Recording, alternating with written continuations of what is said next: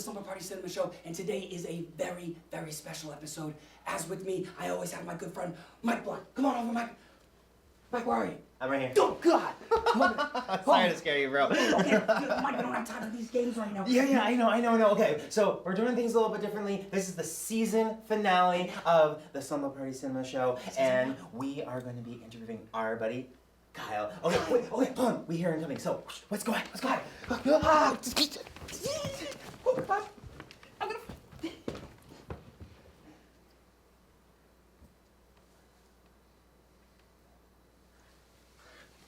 Oh! Welcome everyone to the Slumber Party Cinema Show. Surprise! Oh! What are you guys doing here? It's the Slumber Party Cinema Show, but it's your Slumber Party Cinema Show. You got that, buddy. Yep. No. Yes, sir. We are going to be interviewing you about The Critic. Okay. The Critic? Yeah. Thanks for bringing the popcorn. Yes, of course. Thanks. Shall we go sit in the couch? Tricksters. You tricksters. You said we were doing a mic film. What did you expect? Said we were doing a mic film. Oh, no. Nope. Come on. We're doing a youth film. Oh. Come on, Got sit him. on the couch. Come sit on the couch. Oh, this is how you were convinced me to not have a guest. Mike, I Misery. should have known you were up to something. Oh, yeah, we're All a of the trickster. trickery. Give me this pillow. So, you know how this goes. Audience, please welcome writer, director, producer, conceptual creator of The Critic, Kyle Gregory. Yeah, Kyle. Right there with the beautiful poster. Right here. Yes. And Kyle thought that he was going to be able to sneak on by, getting through a whole season interviewing local New England filmmakers, and not be interviewed himself. And Mike and I kind of thought that was crazy, didn't we? Yeah, Mike? well, I think, The Critic's such a great film. So The Critic is a psychological horror, and it is about a dancer, and I don't want to give away too much, Yes, okay. but it is a beautifully shot film, I think, being your Absolutely. second film. Hey, kudos. Absolutely. As Kyle said, he definitely learned from some mistakes, and I definitely, some of the casting choices, But Yeah. we're doing things a little different, like as Mike said in the very beginning, and we are actually going to make this director sit through his film. So, enjoy your Stranger Days Horror Fest pillow. As always, we thank our friends from Stranger Days. We got Frogman Jr. to the right, Mike Blunt to the left. Yes. Kyle Gregory is here. This is nice. I actually haven't seen this in a while, so. Oh, yeah? Good. You ready? It's time to sit back, relax, and enjoy The Critic.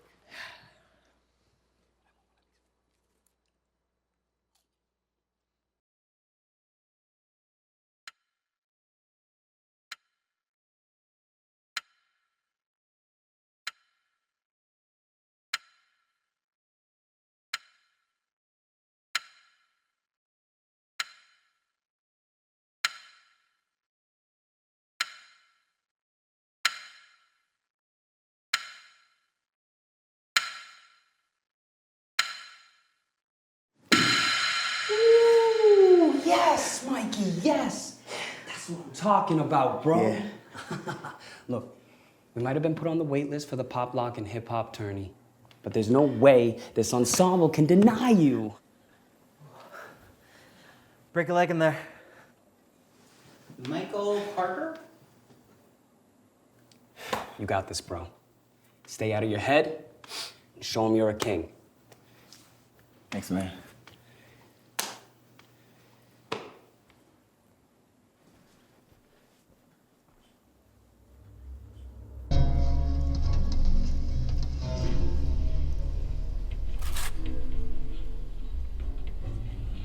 Final dancer of the night, Michael Parker.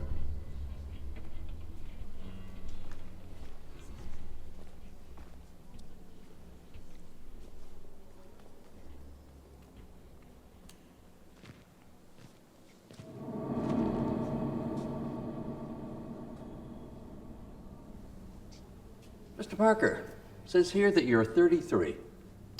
Yes, sir.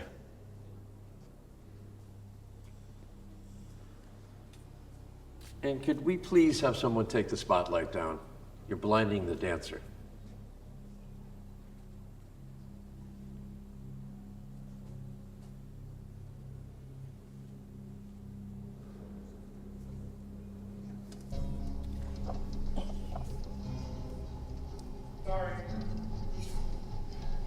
Thank you.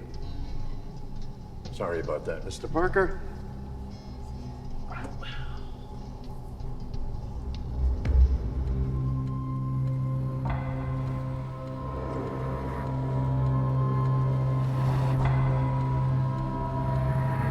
Mr. Parker?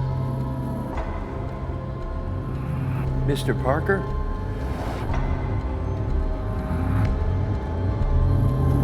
Mr. Parker, are you okay?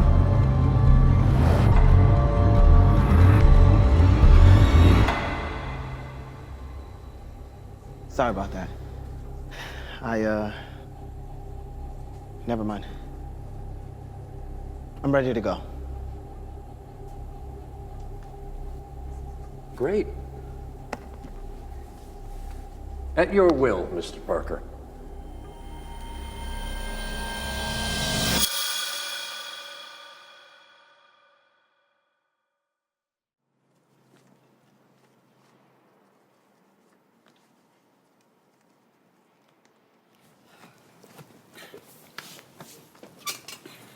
Great class today. Hey, thanks. You going to Mikey's now? Yeah, All right. it ain't like him not to show up like this, especially without telling one of us. You think he's still upset that we didn't make it into the PLH, Johnny? Nah, you know Mikey. Just being on the wait list gives him hope.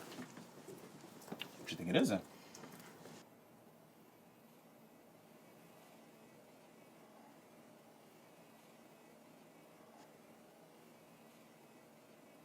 Damn.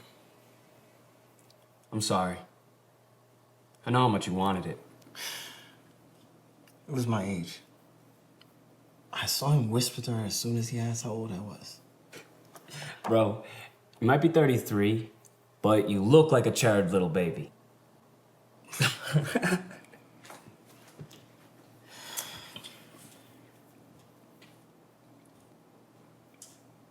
think I should quit. What?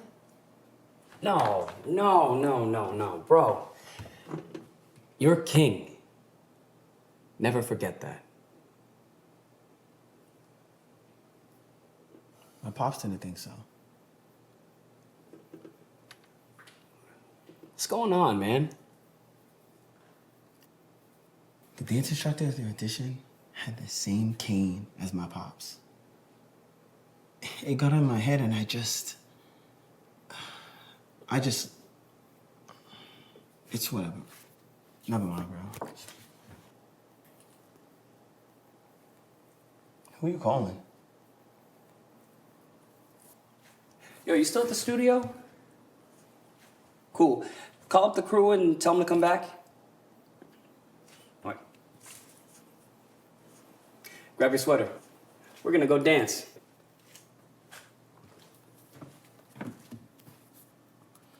You coming?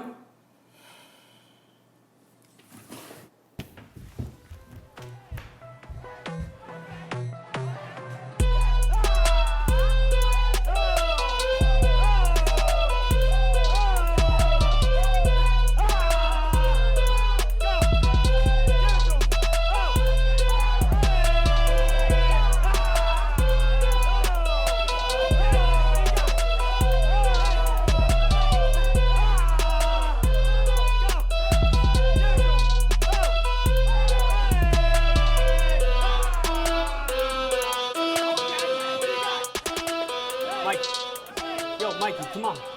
Get out of your head and into your heart, baby. That's why we do this. Come on. Let's go. Let's go, Mikey. Come on.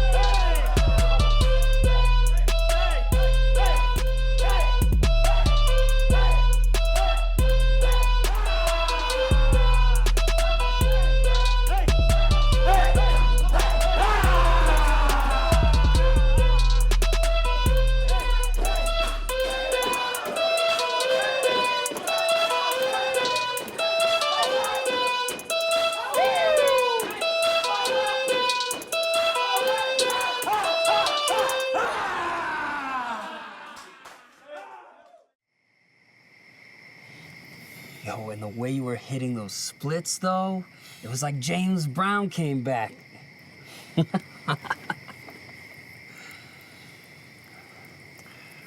Seriously, bro. Thanks again for tonight. That's what family's for, baby. Yeah. Hey, but I gotta get out of here. Remember, keep moving forward. Always moving forward. Of course. We'll see you later. Of course. All right, bro.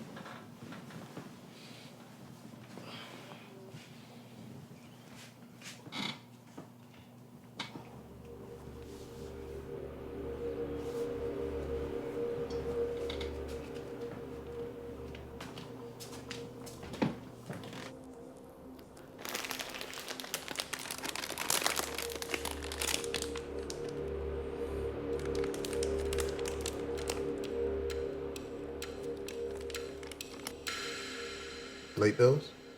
It's only my cell bill and one credit card. Doesn't matter what it is. We pay our bills on time in this family. Dad. No, I don't want to hear it. I told you not to buy this condo with that check.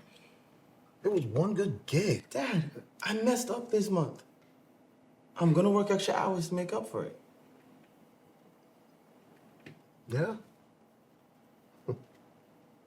Where you gonna work those hours? Because I know it's not with Frank. Yeah, that's right. Frank called, told me you quit. I was gonna tell you.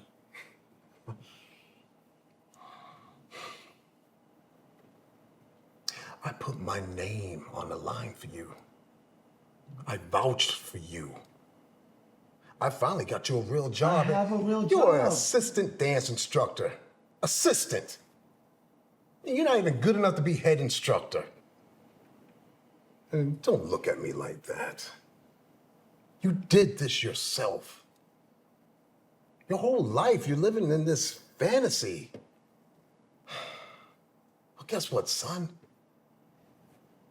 This isn't fantasy. It's real life. Oh. You good, Dad?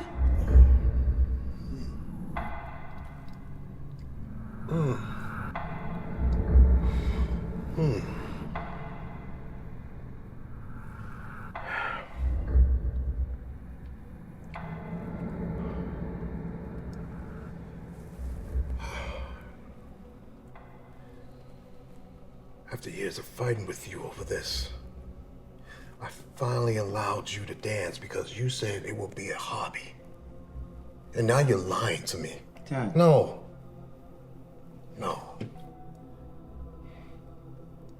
You played me for a fool far too long. When you decide it's time to grow up, you give me a call. Until then, you're on your own.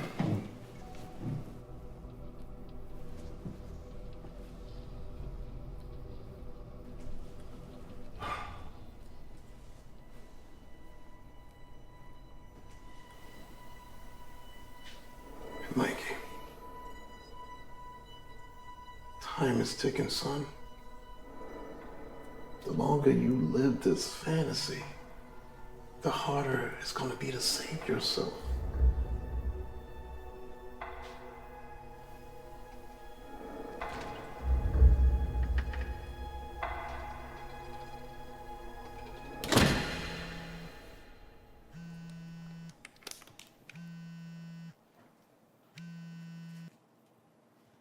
Hey, bro.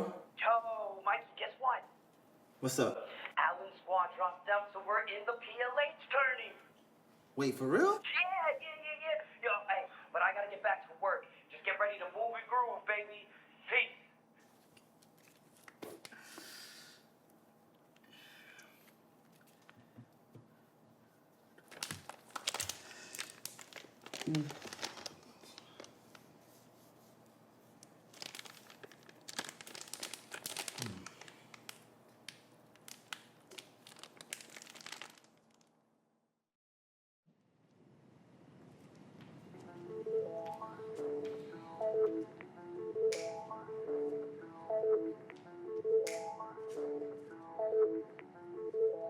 What are you doing, JP?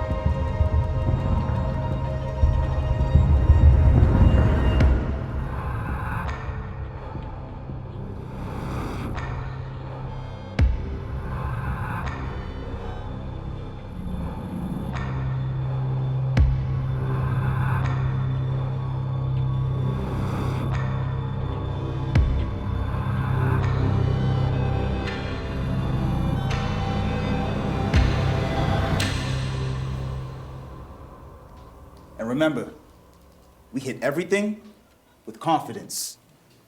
Fierce. Good. All right, y'all, follow me on the counts of 5, 6, 7, 8, and pop.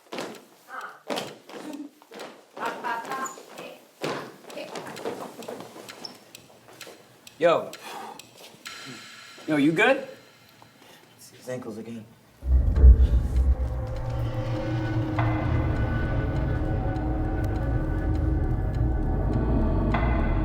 What do you want from me?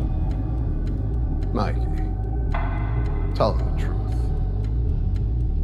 Tell him that you're just not good enough.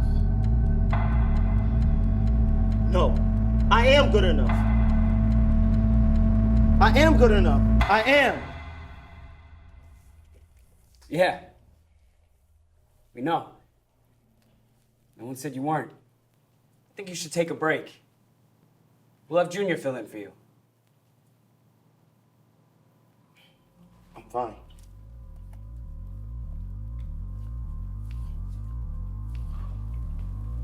Yo, you good? You look like you're gonna go throw up.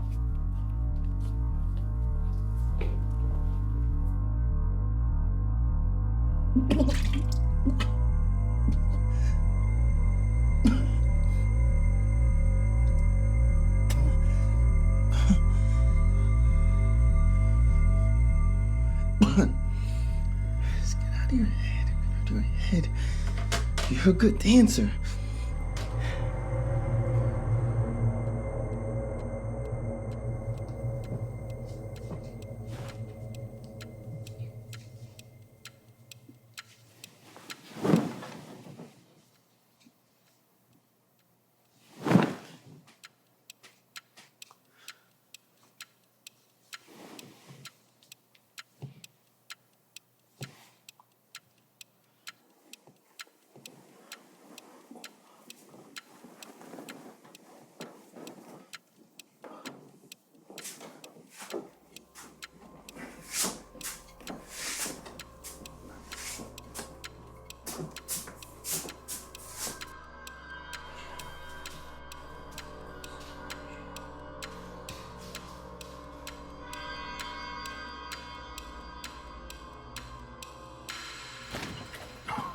Mikey! It's my heart. Mikey. Dad, I'm gonna call 911. Oh. Dad, keep fighting, Dad. I'm gonna call 911. Oh. Mike. Oh.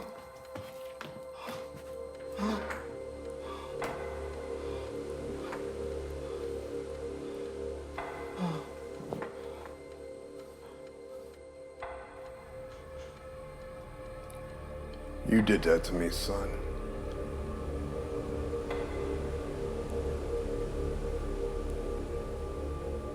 Why are you doing this to me? You did it to yourself. I warned you for years to stay out of your fantasy, but you never listened to me. No, it's not a fantasy. I know I'm a good dancer, Dad. Oh, son, I'm sorry, but you're average at best. And when you factor in your age, you don't stand a chance.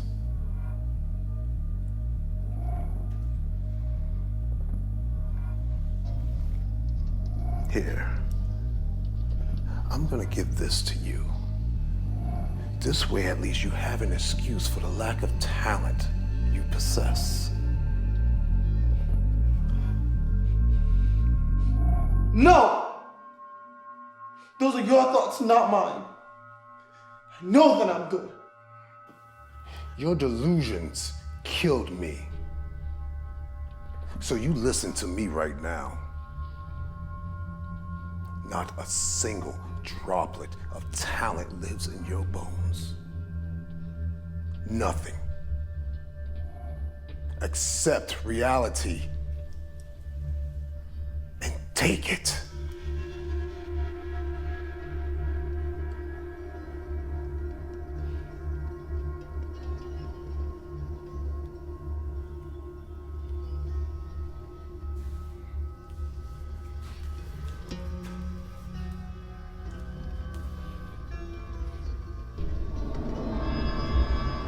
There you go, son.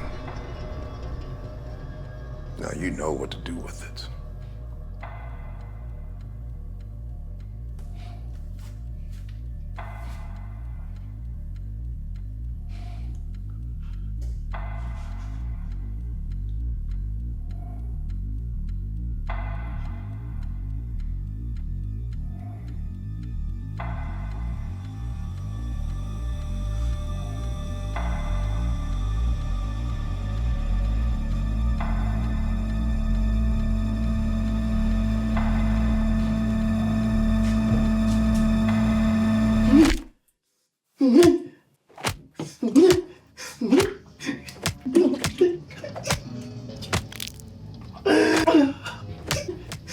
Ow.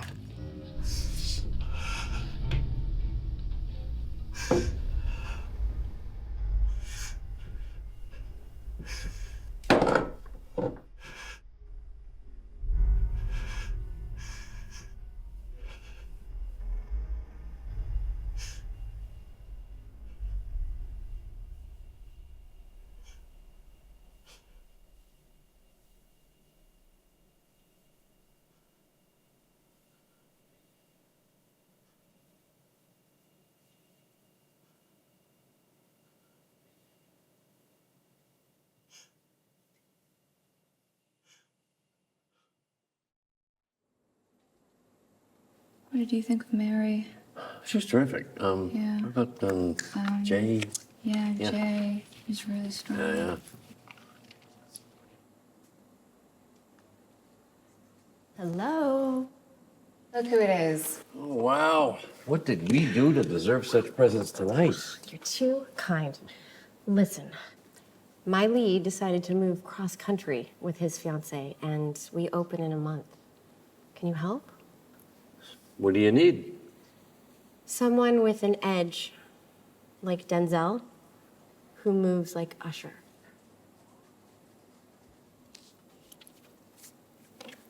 This is your guy.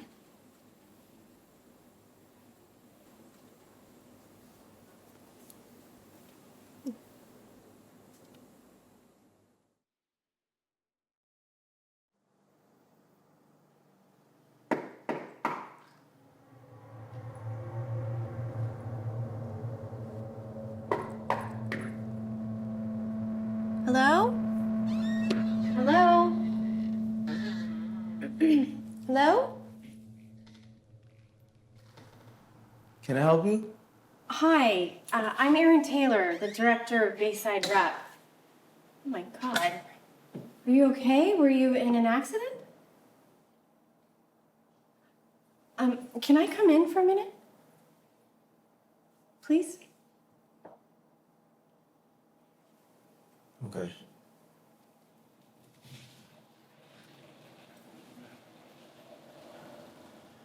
Sorry, I should have called first, but it was kind of urgent, so I decided to drive here instead.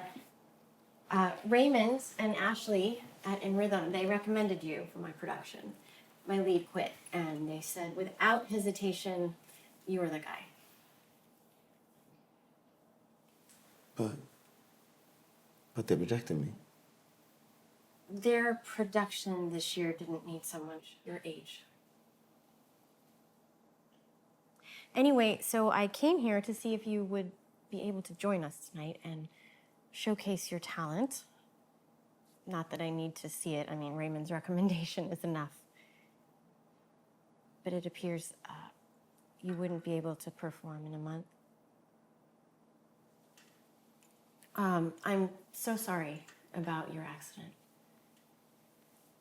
Here, give me a call when you are all healed. We would love to have you on file.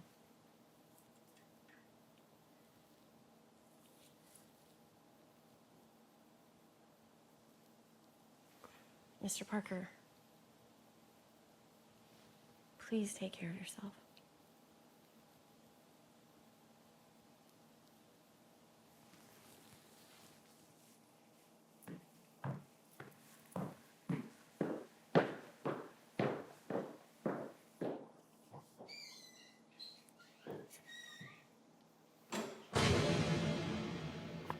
Mr. Parker, it says here that you're 33. Yes, sir. He looks great for 33.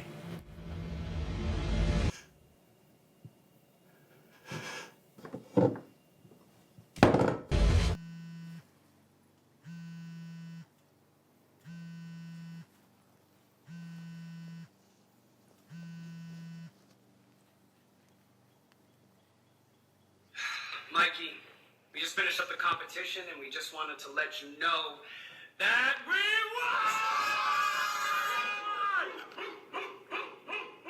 Yes, that's right, Mikey. That's why we wish you were here. We wish you could celebrate with us, but that's why we keep moving forward, baby.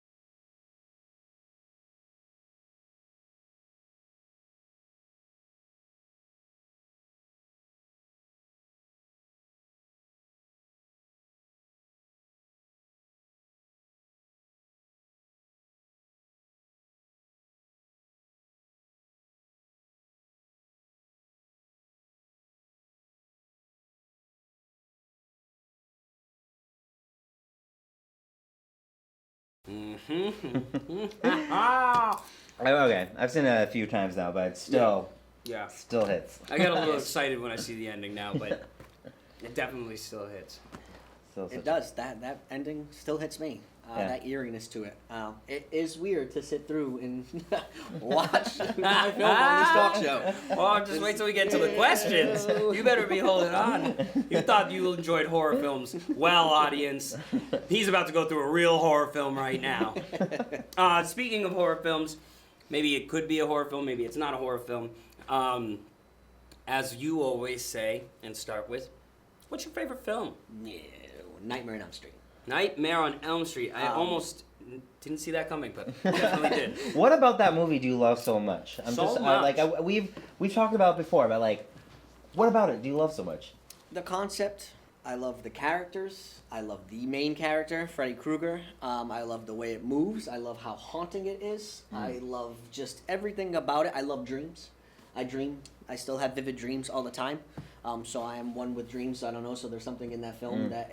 But the biggest thing is that when I was, shout out to my mom, Cheryl, we love you. Thanks for letting us use the basement. We love you, Mom. Audience, you might find this funny. But when I was like 4 years old, my mom had a new boo at the time. You know, like a little 4-year-old. I used to run into her bedroom at night when I was scared and stuff, and or when I just wanted to you know, hang with my mom. And she just kept telling me, you can't do that anymore, Kyle. You can't do that. And so what happened? I get out of my bed, little 4-year-old Kyle, and as soon as I approach the door, literally a full-size Freddy Krueger poster on the door. Wild, right? I remember being like, like I went back to my bed, I went into the covers, like it's one of my first vivid memories that's not like a dramatic, like something like, you know what I mean? And I remember just being petrified and I cried myself to sleep, right? It's not cool, but it's actually really funny. Thank you, Mom. I love that you did stuff like that. And so about maybe 2-3 years later, we were flipping through the channel because Freddy Krueger used to come on all the time, and my sister and I started watching horror movies literally at 7-8 years old. Because they were on like TBS, TNT, we talked about that before. They always used to have those movies on. And I was like, that's the guy. I was like, that's the guy that was on the door. That's the bird, and I remember because I never forgot him. And it wasn't as scary watching it with my sister. It still scared me. And then over the years, I just kind of loved that movie. Yeah, I think it's one of the best movies ever made. I know that's a hot take, but for me, that is how I feel about it. Hey, it was a good movie. I mean, gosh, but it's funny that you just love horror movies because your first film, which was Blood Brothers, and then your second film, The Critic, both horror films. So clearly you love horror. But what I would like to know is that going from Blood Brothers to The Critic, what did you learn about like filmmaking in general? Like what were some things that you were able to bring to The Critic that made it as good as it is? Time management. Yeah.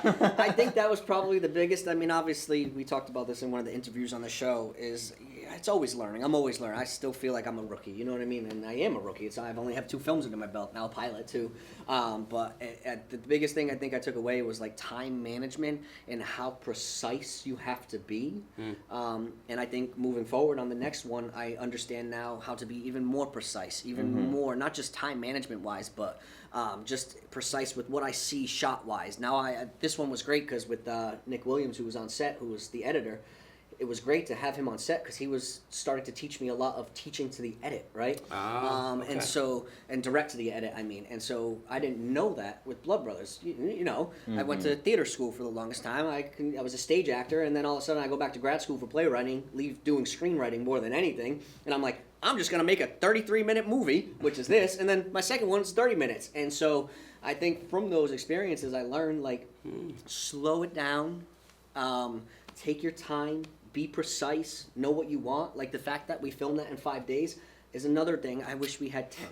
If I could go back again, you know, I can't believe we shot that in 5 days. But even shooting this in 5 days, for me, I'm like, now knowing what I know, being more precise, I probably would have taken 8 to 9 days, maybe even 10 days, so I could really get intricate. Have a little more inserts, have a little more things. So that's like the biggest thing that I took away is just how to use my time so I can be more specific on the next one.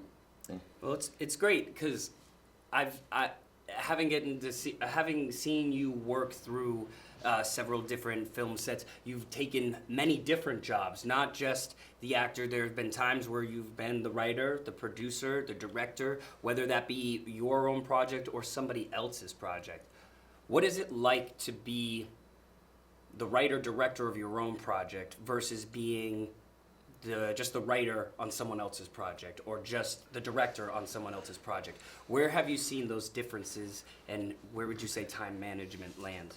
I mean, I think the biggest one that we did was the comedy pilot, which was Mike Uhas's idea. And so for me, I wasn't directing that one. You directed that one. And so I was trying to leave it a little more open. When I write my own projects, I kind of start writing it from the beginning, write it as if I'm shooting it. I try to give more detail. It's not a spec script, right? What Buckle Up is a little more spec script, so you can take it as the director and turn it into how you see the vision of it, right? And I think for the Critic, not so much for the Blood Brothers because I was still learning, but I started writing it more like I can write it as the DP as I see it moving, because in my mind I know that I'm directing it, so I'm able to put in things that I know need to be there. Because if I wrote that and another person was directing it, they might say, hey, just so you know, I love that, but I kind of want to shoot it like this. And I'm like, you're the director. It makes sense that, you know what I mean? And so that is the biggest difference, is I think that I can allow myself to creatively see the vision from beginning to end. And now that I know a little more about editing, all right, I think in the next project, when we do Lacrimal, I feel like that is going to be one where now I'm going to write it even more specifically to the edit, on top of how it's going to be directed. So every little small detail will be in there, from like coffee dripping into a cup, being inside the cup, seeing what that's like, seeing the boil. And so small things like that, I think, will be what's next. So what I'm hearing a big part of is the small details mean the most sometimes, are the biggest thing to start, the biggest hump to maybe overcome, is starting to recognize what small details are important as you continue to create films and things like that. Yeah, right. I kind of feel like the small details make the bigger picture. Yeah. I sometimes feel if you have this big grand idea, and I have a lot of we all have big grand ideas, right? But that's cool, and I love those ideas, but how can I make that big grand idea if I don't have all the small parts that kind of make it what it is? And I think so for me, those small details are what make it. And I think that's just me kind of like understanding, like that's kind of like life in itself, right? It's like every small step leads to the bigger picture, where it's kind of can be broken down. Just like when you're writing a script, every line leads to the whole film. I don't go and try to write a feature film. I go a page at a time. Just a page at a time. That's all I can focus on. Page at a time. Well, I mean, that's smart. I mean, you were talking about last episode how you're always learning. You don't know everything. So, yeah, I mean, it's incredible that you're able to just apply everything you've learned and apply it to your next films. It's really incredible. Speaking of incredible, your actors, I mean, I know we have some of them in the room. We were super awesome. But your lead, Yes. Mike. Oh, Yes, Mikey Ali. Yeah, Great job, Mikey. Shout out to Mikey Ali. Mikey Ali, love you, buddy. Incredible. But the material that we were working with was extremely heavy. Now, I wasn't there for all the film days. I was really just there for that last bit. How was it handling such heavy material in such a short time? 5 days? That's not a lot of time to dive into something and then be able to basically come back out of it. Yes. That's hard. That's difficult for any actor. So how as a director and as the writer and leader of this project, how did you navigate that with your actors, especially Mike Yelly? I think a big thing is that, Jay and I with APM is like we kind of try to approach all situations with a positive mindset. It's dark stuff, but like, hey, it's for a reason. But the biggest thing that I truthfully, and then again, this is another shout out to Mike Ali, is that I cast Michael Ali because of how light he is. I feel like if I was to go in a different direction and cast someone who's a little more moody or a little bit darker in general, like a little fiercer and stuff like that the character of Mikey might become a little too dark for the film. Whereas, like, no matter how dark Mike Ali dropped into the role, and it was hard for him to get to those places. In the bathtub, we talked for like a half hour. We had a conversation for a half hour long, and I was like, I was by his side. Literally, I was right off camera. I held his hand for a little bit. I was like, dude, I'm right here with you. I was like, you are safe. You are comfortable. This is not real. I was like, this is for a reason. We talked about the reasons. And it goes back to, like, his heart, right? No matter how dark he gets, Mike Ali is light. And you can see this internal optimism within his being that never allows it, in my mind, to get too dark. And I know some people might be like, no, darker is better. And I don't think that's the case.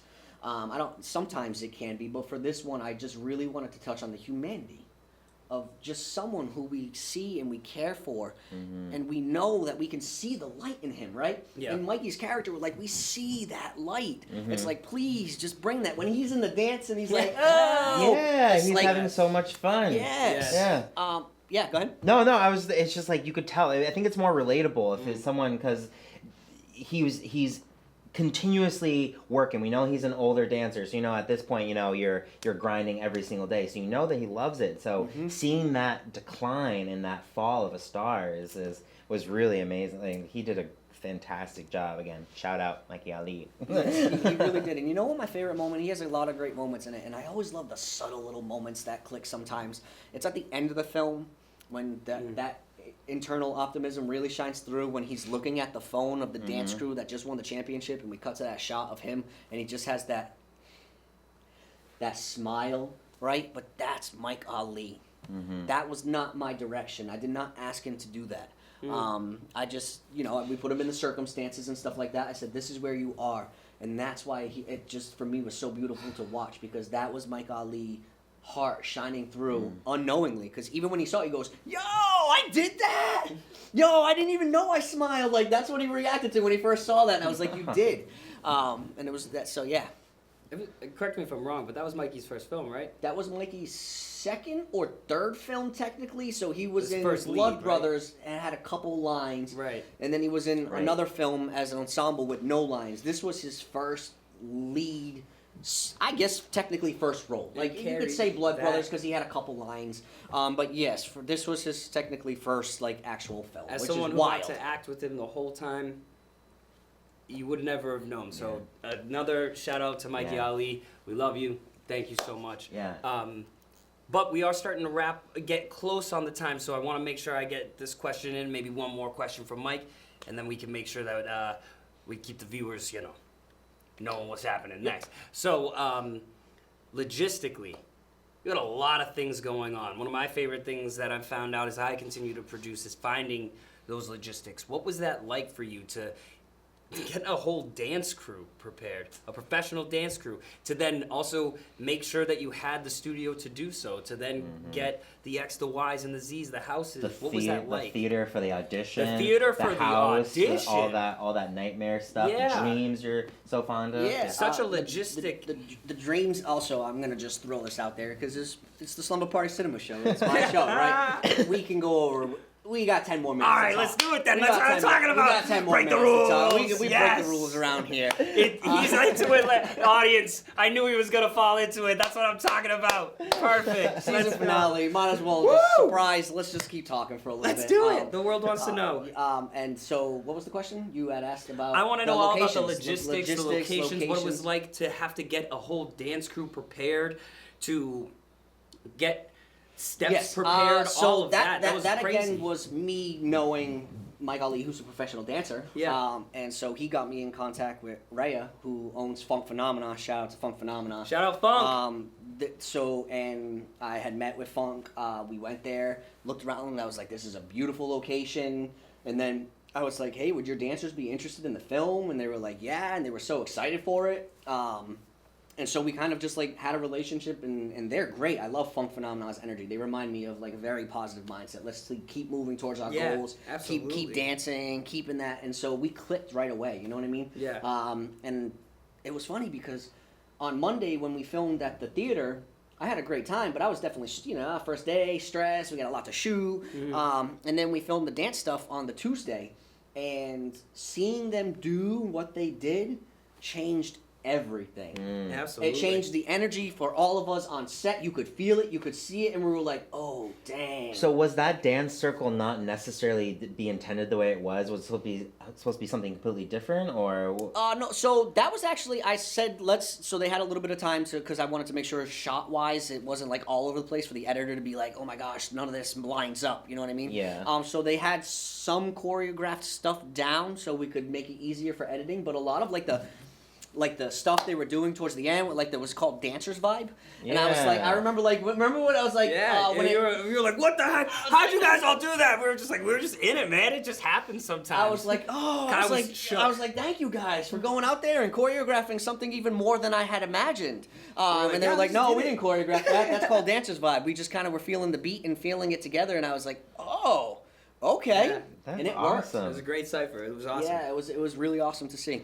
Yeah, no, you really had a great crew there. It was actually incredible to see. I remember you wanted me to be a part of the dance crew, and I was just like, Kyle, are you sure you want me to be part of the dance crew? Really? So I'm happy that you had such a solid group. Thank you, dance crew, for not involving me, because I would have messed your dancer's vibe up. I think you would have been in the circle. Sure they all you know. would have been able to groove. We had to cut Johnny's dance, you know what I mean? It was rough out here. Yeah, that was such a joyous moment. So that's why, like, as the movie starts going to the end, towards the end of the movie, and the casting director comes in, and he's in the wheelchair. Yes. Was that always how you intended to end the film? Because it's so dreamlike, and you're really not sure how injured and how bad it is until you know you're in reality. And she's standing there in the doorway. Was that always your intention? I always knew I wanted to have this ethereal, is the right word, maybe, dreamlike quality to it, so the audience is questioning, like, is this even real right here? Or is this still in his mind?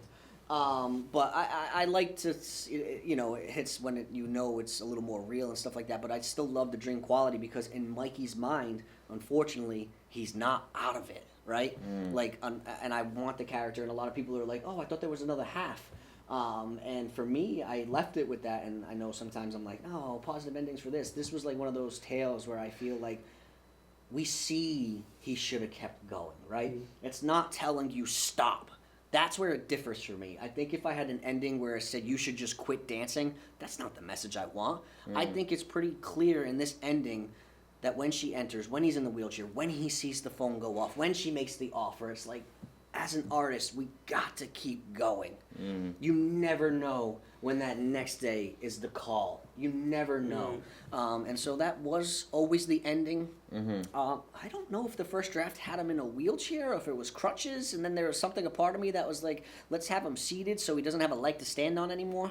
I think that was like the ultimate choice for like why. Quite literally and metaphorically. He's a dancer, and I thought that there's another draft. I was like, he's a dancer. We need to take away his legs. We need to take away. And it's hurtful to it is hurtful. Unfortunately. Don't be afraid to make that choice. But yes, so that is where I went with it. It's risky, I think, for a lot of filmmakers for to end that way, because a lot of people, they want that hope, they want that, and I think in a sense it can show, because he was saying he was very proud of his dance crew for winning and everything. So, in that sense, I can see how maybe the future he could then start his dance career up again. There is a little bit. It's like a very thin silver lining. It's dark hope in a sense, because we just saw everyone else do what we're asking him to do. Right. And so in my mind, I saw it as, yes, there we go. That's what you should be listening to, not this, right? Your famous line, get out of your head and into your heart. I tell my students that all the time. Just get out of this thing. I was there too. I was there. All the time you question that. It's like, get out. Well, now, that's thanks for segueing in my question. How do you, having completed 2 films, done the pilot, continue a professor now, I'm sure you still battle your critic constantly. What is that like? What do you do? I wouldn't say it's a battle anymore. What? Me and my critic, we have a good relationship. I understand that the driving force behind that voice that tells me I'm not good enough is just because I know, personally, I can do better. I think we can always grow in life, in art, in our relationships with other people. And I've been working on that for a long time. I'm pretty open, and obviously it started when I stopped drinking. I'm pretty open about that. So if you're watching the show, right? But I think for me, that is ultimately when I realized, like, no, growth is eternal. Like, growth is never ending. Growth can keep going. And so for me, there's no perfection. There is no perfection. It's just I'm going to be better on the next one. And I hope that when I make my 7th film, that it's better than my first film. It's just, and if it's not, then what am I doing that I can fix to grow, right? Art is subjective. There are going to be people who hate that film. There are going to be people who hate the critic, and there are going to be people who love it, right? Yeah. I've had mixed reviews. I've had people who are like, oh my gosh, I love that. And then I had people like, I don't really understand it. And that's okay. It's just my story to tell. It's how I'm telling the story. But I do see it, and I say to myself, okay, it's not a perfect film, but there's a lot of good things in it. And I see those things. I see that. I see, okay, I can use that for the next film. I saw a lot of things in that I used for this. And then I saw now for this, I'm like, I can use that for the next one. And we just hope that, that's what happens. Yeah, I don't battle it. I let that go. Too much stress, too much energy. For something I can't, that's just, get out of there. You put you redirected your energy to different places. Yes. Yeah, okay. Yes, I redirected to different places. To the creative. Yes. Yeah. There you go. Why bog down with something that we have control over? We have control over it. Yeah. Sometimes it's harder to get that control over it, right? But once we understand that we can actually use it to do what we need to do, it's a beautiful thing. And I say it's like the easiest thing in the world. It's definitely not how I used to. You know what I mean? Well, no, gosh, none of us. And that's what I tell my students. I say it's a process. You just have to keep trusting the process and trusting it. Absolutely, and it's cool, like, just to bring it back to what Mike brought up at the beginning, learning the lessons. It's great to see that you will even admit there were moments in this film that you felt like weren't necessarily a failure, but weren't what you wanted in the moment. And it's like, how do I learn? How do I move through it? How do I accept, acknowledge and accept, become aware of it? How do I embrace all that?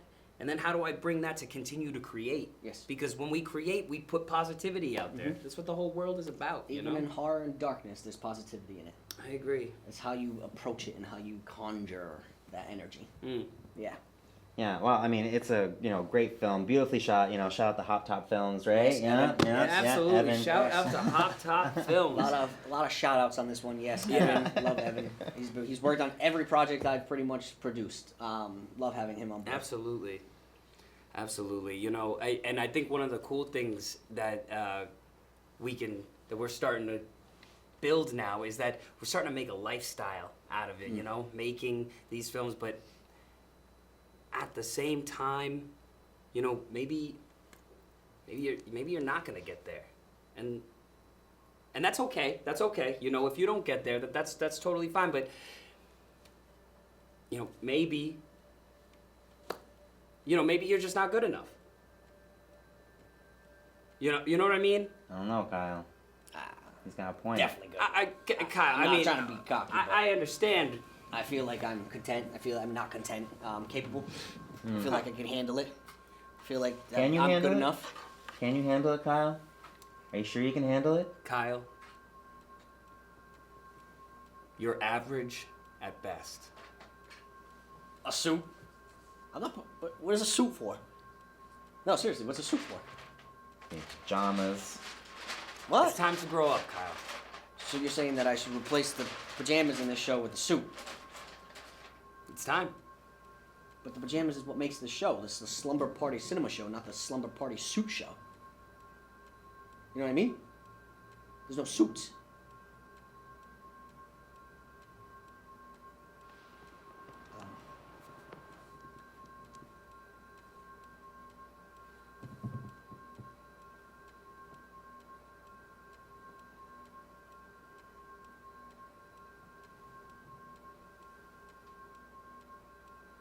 What do I do with this? Put it on. It's time. It's time to grow up, Kyle. Put it on. No.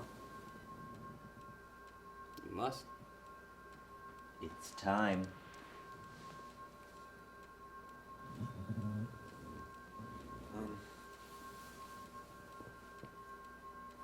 Okay.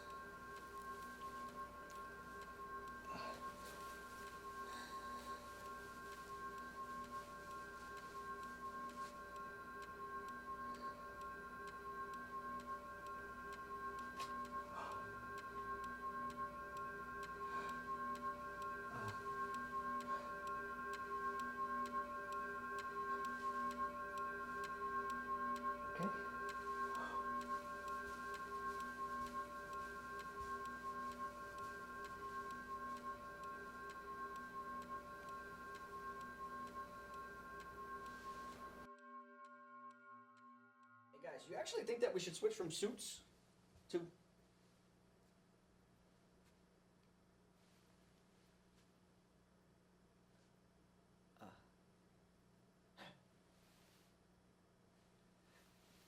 Thank you everyone for tuning in to season 1 of the Slumber Party Cinema Show. I hope you enjoyed what we did here, if we did anything at all. And we'll see you next season, season 2. Thank you.